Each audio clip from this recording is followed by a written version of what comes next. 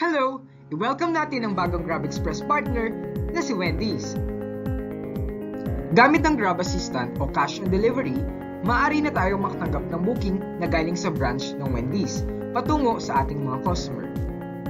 From Wendy's participating branches, dito ang magiging pick-up ng ating delivery every day from 9 a.m. to 11 p.m. Sa bawat Wendy's booking, palaging tatandaan na hindi na ito kailangan tawagan pa upang i-verify sapagkat meron lamang tayong 30 minutes para i-complete ang delivery nito. And for any additional distance, ang branch na mag-i-inform sa rider sa maximum delivery time. Puntahan lamang ang Wendy's branch na ayon sa booking at i-pick up ang item. Abunuhan mo ng order amount at ang Wendy's delivery fee.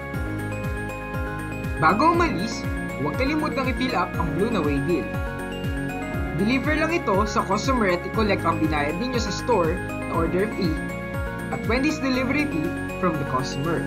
Huwag kalimutan ang way bill at job completed. Kapag ang order fee ay lumagpas ng 1,000, kunin lang ang item sa Wendy's store at i-fill up ang blue na way bill. Tapos, i-deliver ito at i-collect ang payment ng customer kasama ang pagpirma sa way bill nila. Para ma-complete ang cash on delivery, bumalik lang sa branch na pinanggalingan ng order at ibayad ang cash na binigay ng customer. At job completed. Always maintain at least 1,000 of working capital. Paalala na si rider mo na magbabayad sa order fee at Wendy's delivery fee sa mga Grab Assistant na bookings. At ang i-collect lamang sa customer ay ang order fee at Wendy's delivery fee.